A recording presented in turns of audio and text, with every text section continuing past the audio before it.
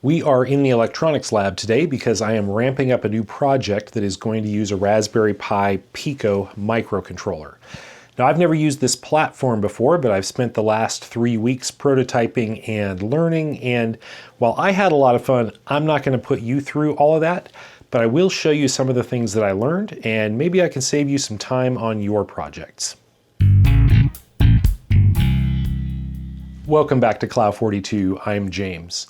Well, I am getting a head start on a project that I'm planning to do later this year. I want to build a mechanical clock that's driven off of a GPS time source.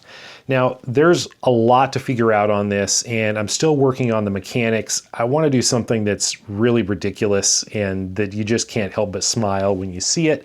I'm not quite ready to get into that yet, but today I'm going to get a head start on the electronics and the software. We're going to use a Raspberry Pi Pico microcontroller. We're going to use a GPS receiver to get accurate time. We've got some input buttons. I'm going to have a TFT display. I'm going to have 6 stepper motors with stepper drivers and some Hall effect sensors for homing. So we're going to pretty much use all the pins on this microcontroller and a few of the peripherals. And I spent a lot of time figuring out how to make this thing work. And I'm going to try to save you some trouble by showing you what I have learned. These are the electronic parts that I'm planning on using for this project, starting first with the Raspberry Pi Pico. Now, if you're not familiar with the Pico, this is a microcontroller from the Raspberry Pi Foundation, and it's a pretty capable little controller, but the real claim to fame is that these things are cheap. They sell these, this is the Raspberry Pi Pico one with the RP2040 chip, they sell these for $4. Now, they have versions with Wi-Fi and Bluetooth on them, and now there's a Raspberry Pi Pico 2 that's a little bit faster, has a floating point processor, and a version of that also with the Wi-Fi. But I'm just using the Raspberry Pi Pico 1. This thing has plenty of horsepower for the project that I have in mind. It has enough I/O pins, and I don't need the Wi-Fi at all. Now, you'll note that I have removed the pins from this and soldered in some extra long ones, so we have posts sticking up, and I will show you what that is for in a little bit. Now, as our time source, I've got a little cheap GPS module. Just picked this up off of Amazon. This is the GTU7, and it's got a little antenna connector for a little patch antenna that it came with, and this can receive GPS signals. I don't care about location. I'm really only interested in getting a really accurate time off of that and feeding it into the microcontroller. And then I'm also going to have a little tiny TFT display. This is not the main time display. This is just for configuration, stuff like time zones and checking the GPS signal strength. And then on the output side, we're going to use TMC 2208 stepper drivers. And these are the silent step stick drivers. These are all over all of the usual sources from import sources, and they're really, really cheap. We're going to use those to drive these NEMA 14 stepper motors. Now, these were actually the genesis of the project because I have 40 of these sitting in a tub because reasons left over from a previous project, and I wanted to do something fun with them, so we're going to use 6 of these to drive 6 digits of a mechanical clock. More details on that to come. And then, because the stepper motors just spin and they're going to be driving a mechanism that displays the time, we're going to need to home those. So I'm going to use Hall effect sensors to home them. And these are just some cheap Hall effect sensors that I also picked up off of Amazon. We'll take a little bit closer look at these modules in a bit. To power the Raspberry Pi Pico, we actually have a number of power pins that we can use. And I'm going to be using the VSys as the input. If we go dig into the data sheet, they actually show the power domains and the power schematic. We've got the USB connector, and the power coming in from that, which is 5 volts, is called VBus. That goes through a diode to VSys. And both of those pins are broken out. We have the VBus and the VSys here. Then VSys goes through an onboard regulator to produce the 3.3 volts and the other lower voltages that are used by the actual microcontroller. So what we want to do is we want to feed our power in here to VSys so that it will be regulated down to the 3v3. Now, because this is tied to the USB input, it's possible if you plug into USB for 5 volts to come out of VSys. And there are a bunch of different ways that they show that you can deal with this with MOSFETs, and they have some other circuitry if you're going to be using batteries and chargers. But for me, I'm just going to feed the voltage in through VSys with a diode and call it a day. So that is exactly what I have set up over here. You can see there's a little diode right here. This is my 5-volt supply, and that 5-volt supply is coming from a buck converter. And the reason for this is I'm going to be driving these stepper motors, and these stepper motors I'm going to want to run at 24 volts. So I'm planning on running the entire clock off of a 24-volt supply, which is what I have coming into my breadboard here. That will power the stepper drivers, and then I'm running that through a buck converter that outputs 5 volts. I do need 5 volts for some other things on the board, but the microcontroller is going to be primarily at 3.3, but I'll take that 5 volts, feed it through a diode into the Raspberry Pi Pico, and then use the onboard regulator to regulate down to 3.3 volts. Now, the Pico actually has a pin here, 36, that exposes that 3.3 volts, and that's intended as an output so that you can use that to power other stuff on your board. So that's exactly what I've done here. That 3.3 volt output is linked over to a bus bar here on the breadboard, and I'm going to use that to run the GPS and the display. So before I hook up anything else, and more importantly, before I risk frying anything else, let's power this up and make sure that all the power is connected properly.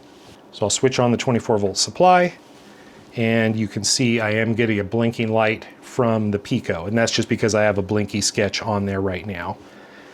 And if we check the 24 volt input, which is right here, is indeed 24 volts. The output of the buck converter is 5 volts, and then after that goes through the diode. We have a little bit of a drop.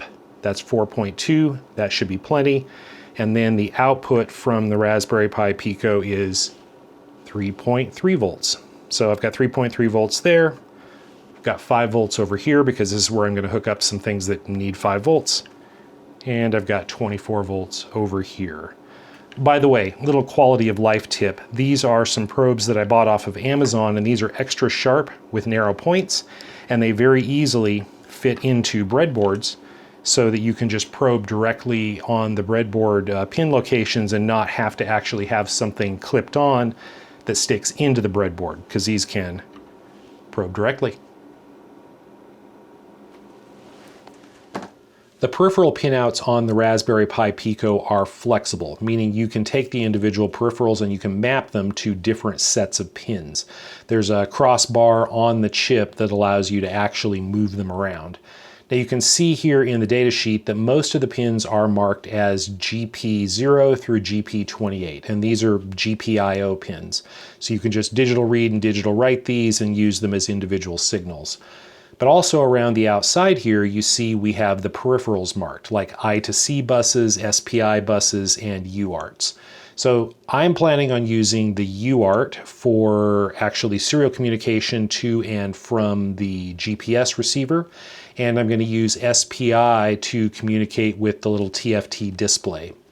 And by default, UART0 is up here on pins 1 and 2, but if you look, UART0 is also marked down here on pins 16 and 17, and it's also down here on pins 21 and 22. And you can control through the software, through the programming, which pins you want to use for UART0.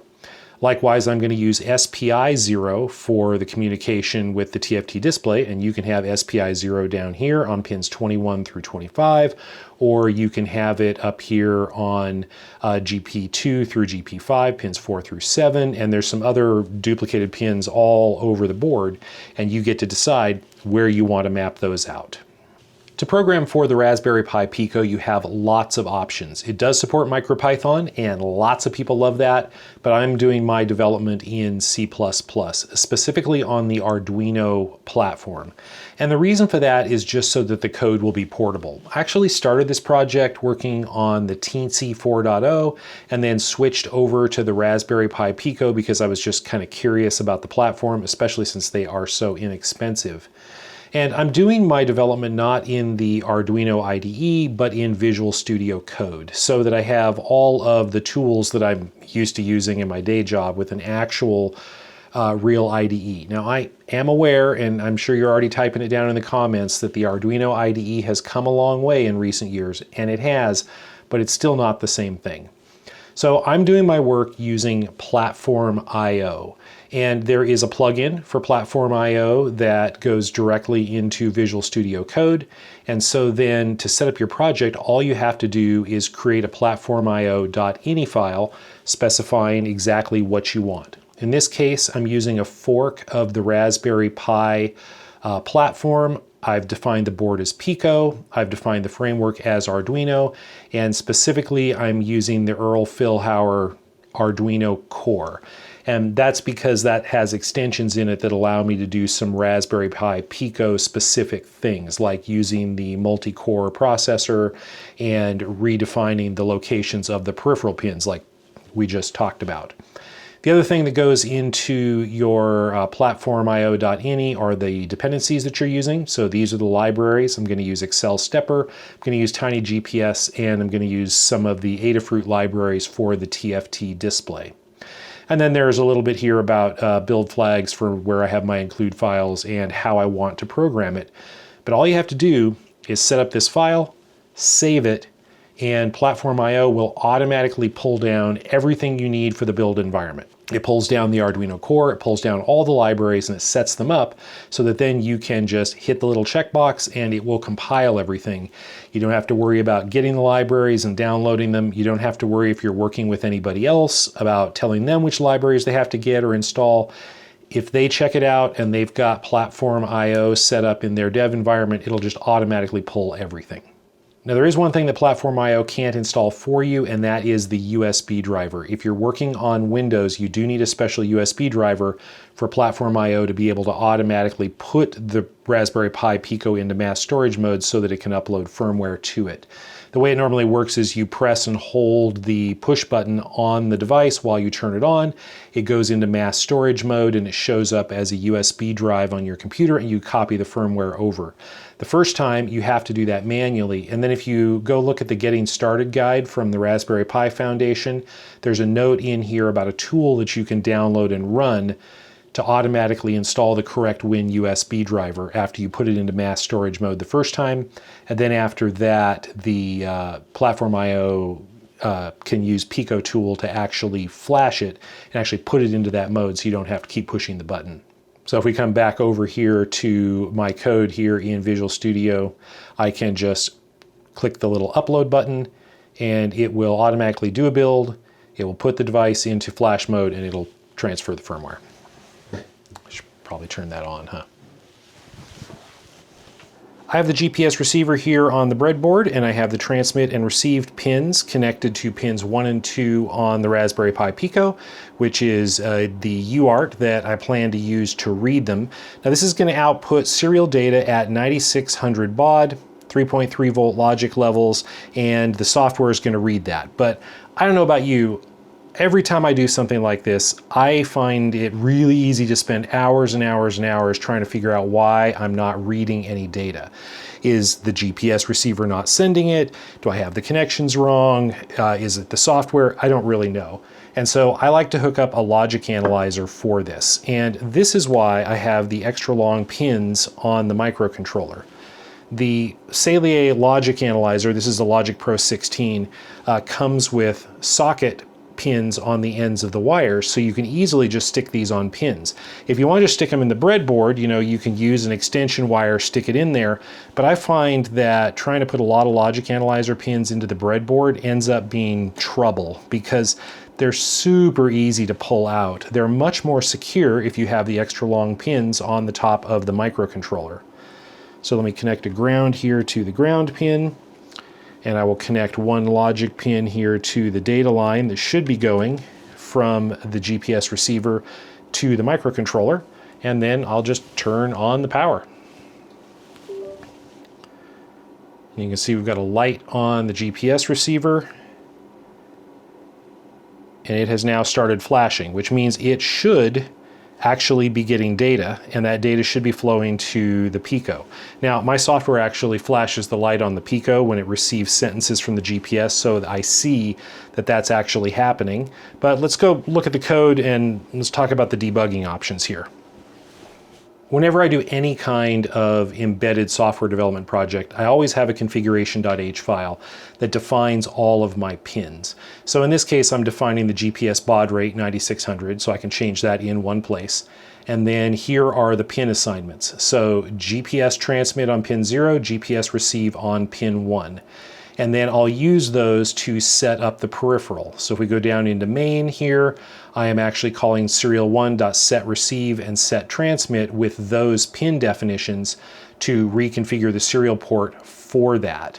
And then in my main loop, I am calling over to my GPS processor object and telling it to process incoming data.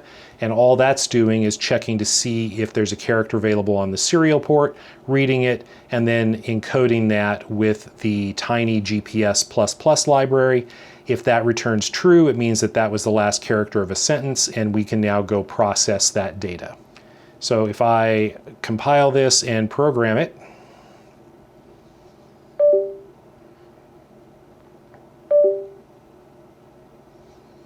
and then connect to the serial monitor, you can see I've got output here saying the GPS time is valid. I've got 11 satellites with a horizontal dilution of precision of 0.8.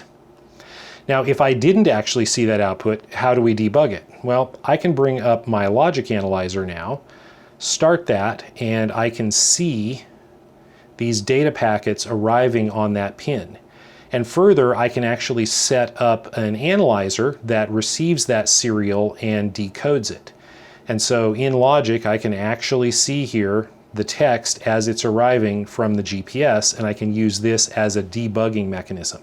So I can see what it's actually sending. I could actually take this text and go decode it if I wanted, but in general, just seeing that it's flowing and seeing that it looks correct tells me that my code should be receiving it. You can also stop this and zoom in on these individual packets, and we can find some place with a bunch of sequential 1 bits and look at this, and you can see over there on the right 9.605 kilohertz. So that is actually arriving at 9600 baud as expected. Now, moving right along, I've got the display hooked up to the SPI bus pins, and there's a chip select and there's a data command line in addition to the SPI pins. And then just like I did with the serial port, I went ahead and connected some more pins over to my logic analyzer so I can monitor the communication back and forth. And if I flip this on, you can see that it does initialize. It is showing data. I need to get you a close-up of this so you can actually see what it looks like, but we do have data actually flowing down here. Let's go look at the logic analyzer and see exactly what is happening. In the logic analyzer, I have configured more pins here. We've got the chip select, we've got the data command, we've got MOSI, MISO, and S clock. And so this is the actual clock, and you can see bursts of data going to the display. And of course, we know that's working because we can see the data on the display, but if it weren't, this would be the way to debug it. So if I stop and zoom in on these, you can see just for starters that the frequency of this data is much higher than the 9600 baud of the serial port from the GPS. And in fact, if we zoom way in on the clock and take a look at what this actually is, you can see that this is running around 40 or 42 megahertz. So that is actually using the hardware SPI peripheral in the Raspberry Pi Pico. I struggled with this for a while before I realized I had to get the Earl Philhauer core so that I could actually change the mappings, because the TFT library I was using from Adafruit was actually doing a software SPI, and it just ran a lot slower. And so to output the kind of data I wanted to send to the display, I couldn't send it in these little bursts every second. It was taking up a significant amount of this time. So specifically, I've got my pins defined over here in configuration.h, and then in my main CPP, I'm actually calling SPI set receive, set transmit, set clock, and setting that with the MISO, MOSI, and S clock pins. and that actually took care of it. And as soon as I did that, it immediately started running at multi-megahertz speeds rather than the much slower kilohertz speeds that it was running at before I did that, because it just wasn't using the hardware peripheral. Now, when I hook up the motors and the stepper drivers and actually want to start driving these things, I need to home the motors, and I'm going to do that using a Hall effect sensor. And I've got one of these little Hall effect sensor breakout boards here that I bought on Amazon for cheap, and these are the ones that I'm planning on using. Not specifically these boards, but specifically these sensors. And there is a little bit of a problem with these. Now, these sensors actually do have a built-in LED.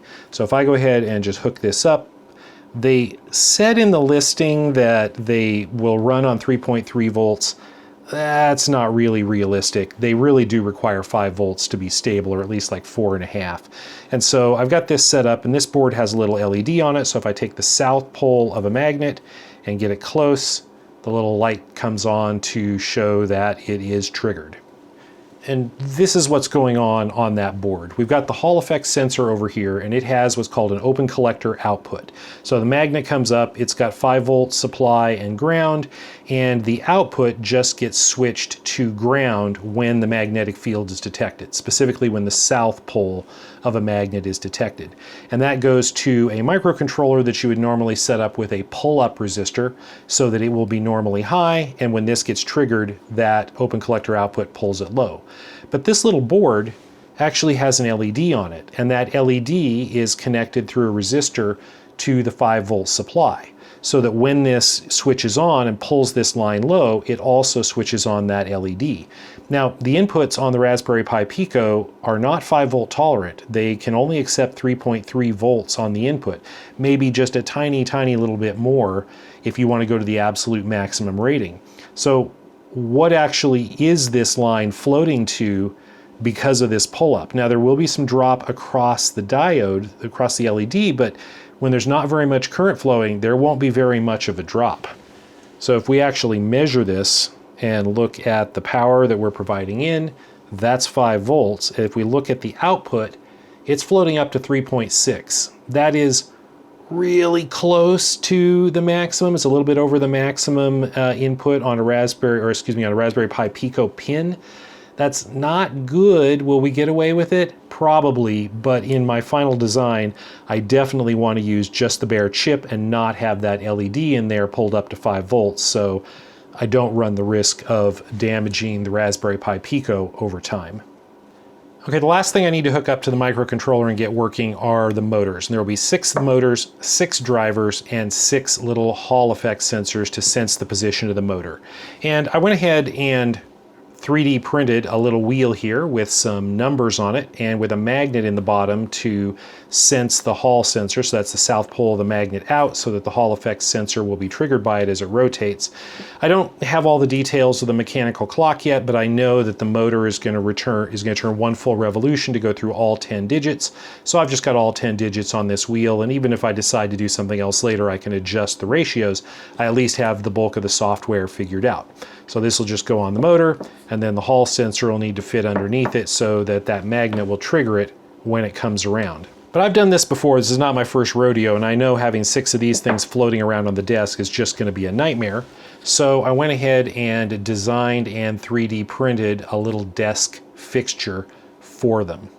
So this has got spaces for 6 motors, 6 Hall sensors, and it's got 6 little windows for my 6 little wheels with numbers to show through it. So the motor just mounts underneath. There's a little fork here that can hold the little Hall sensor chip in exactly the right place, and a place to screw down the board so that I can put the connector on it. Wheel goes on it, number shows through. And just like any good cooking show, I have one that is already fully assembled. Well, almost fully assembled. I've got one more wheel that needs to go on there. And so I've got all the Hall sensors hooked up to the Raspberry Pi Pico, and I've got all the motors hooked up to drivers, and I've got another board here. And of course, I've got a bunch more leads hooked up to my logic analyzer so I can monitor everything that's going on. So let me get this powered up and show you how it works in practice. And then we'll go over to the computer and take a look at some of the details about the multi-core implementation and stuff like that.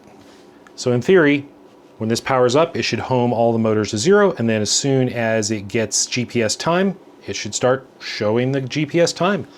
Let's power it up. And let's try that again with the wires actually connected to the correct inputs. There's the home. Now we're just waiting for GPS. And there's GPS. It is 6:22 and 6 seconds. That happens to be PM, but I can switch this to 24-hour time. So 18, 22, 15, 16, 17, 18, and I can punch this through different time zones and it'll automatically update.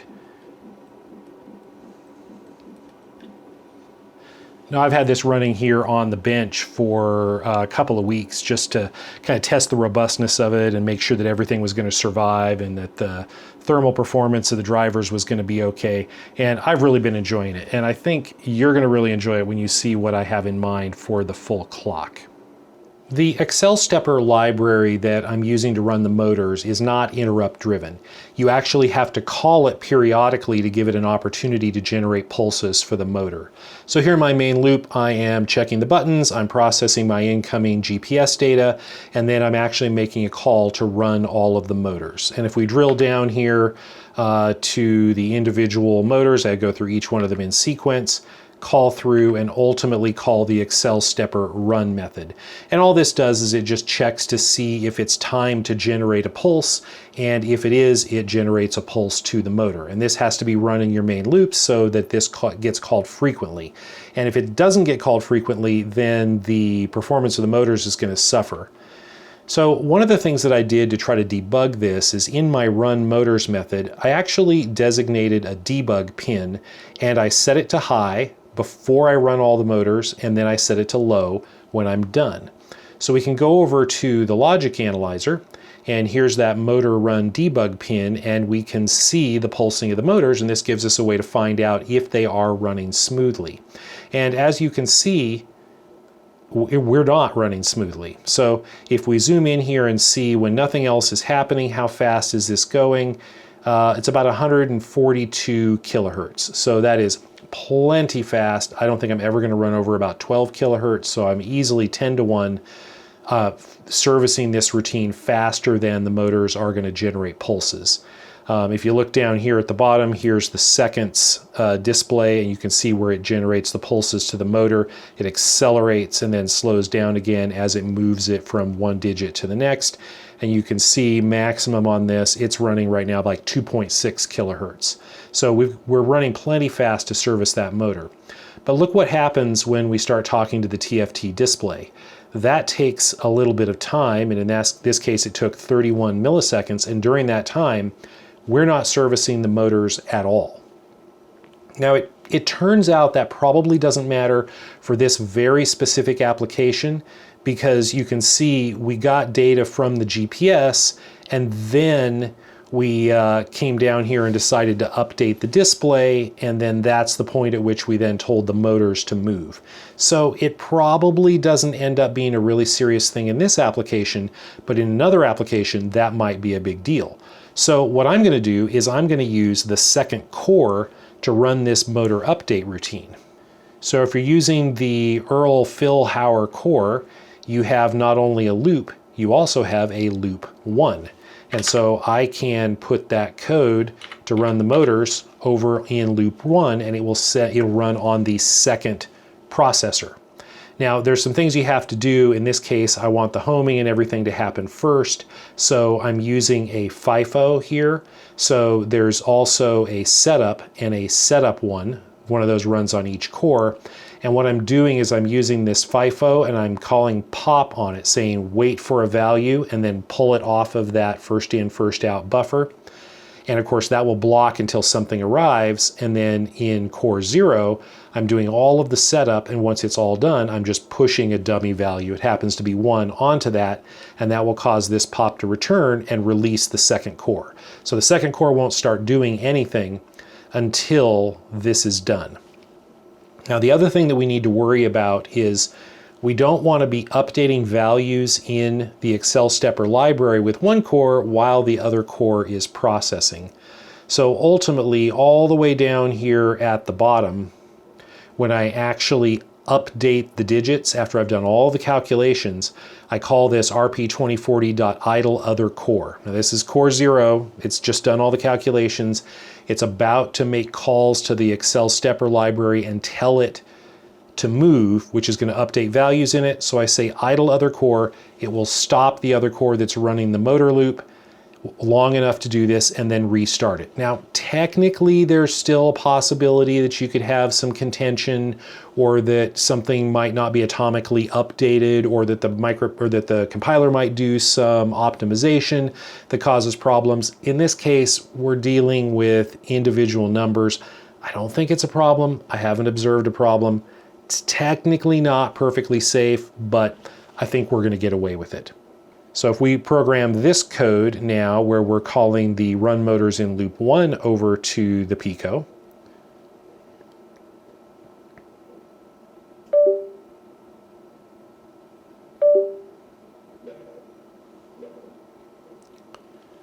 now we go back to the logic analyzer and look, you'll see that there are no gaps here in the motor run. And that's because that's being run by the second core. So while core 0 is up here sending all this data out to update the TFT display, the second core is still servicing the motor. And in this case, you can see it's going along here and actually generating those pulses. What we were seeing earlier, where these pulses started later, it's because the motor run was not actually happening and that work was being delayed. Now you can see in here that it's pulsing along, and when it actually has to send a pulse to the motor, down here for the second ones digit, it actually takes a little bit longer when it actually has to output a pulse. And here, where it's outputting pulses for 2 motors, you can see that there's a gap there where it's outputting the pulse for the seconds tens digit, and then another gap where it's calling to the seconds 1 digit and outputting a pulse. That's because it actually has some work to do and it's not just returning immediately. Well, that's all I'm going to cover today. If you really are interested in all of the gory details, the source code is out on GitHub. I will put a link to that down in the video description. And you can look forward to the mechanical build coming up on the channel. I've got some fun ideas, or at least I think they're fun, and I think you will too. So I am actually really looking forward to that. If you enjoyed this video, give it a thumbs up. Feel free to subscribe to the channel and maybe think about supporting the channel over on Patreon. The patrons of this channel are the ones who make projects like this possible. Thank you for watching.